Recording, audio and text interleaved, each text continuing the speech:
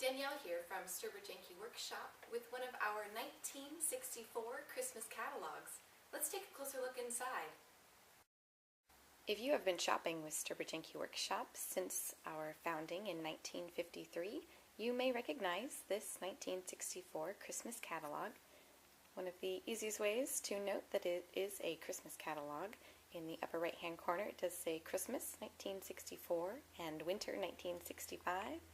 And in the center here, we can see the featured red and white Christmas presents underneath the Christmas tree, covered in ornaments and garland. And various items here on the cover that were featured that year. And along the bottom, one of our favorite taglines, "You can be sure it's authentic if it's from Sturbridge Yankee Workshop." Looking through old catalogs is such a treat, especially when we find such gems as the old-time fire engine and ice wagon. As we continue to flip through the pages, it is easy to forget that this is in fact a Christmas catalog. Most of the products featured are general household around-the-year items, and it's not until you get to a page such as this where there is a little holly berry icon and some red accents that it reminds you that it is in fact a Christmas catalog. Some of you may remember at one point you could buy unfinished furniture from Sturbridge Yankee Workshop along with all-purpose stains so that you could finish your furniture at home by yourself. The tagline at the top, "How to make do-it-yourself a pleasure, not an ordeal." Looking through historical Sturbridge Yankee Workshop catalogs becomes infinitely more exciting when comparing an older catalog, such as the 1964 catalog here on the left, to a newer catalog, such as the 2013 holiday catalog on the right. Instantly, you can tell that these catalogs are very different, and you can see how far that catalogs in general have come since the early 60s.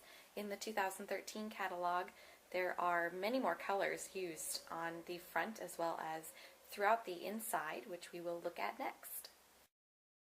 Here on the left is the 2013 catalog, and on the right is the 1964 catalog.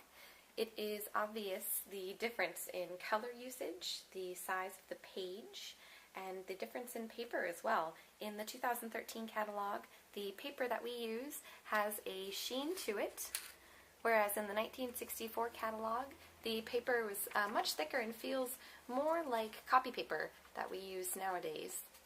The colors are also much different. In 1964, it was mostly a black and white issue with a few accents and highlights of red, again indicating that this was the Christmas issue, in case you forgot halfway through the catalog. And on the left, you can see in the 2013 catalog, much more color in use and more environment shots showing the customer how they can use an item such as our Sturbridge lantern lamp in their home to create the same sort of scene. Just for fun, let's compare the order forms from the two catalogs. In 1964, the order form was a full 2 pages with plenty of space for writing down the products that you would have ordered. And on the back, folding instructions. The idea here is that this entire section would be removed and mailed in to Sturbridge Yankee Workshop.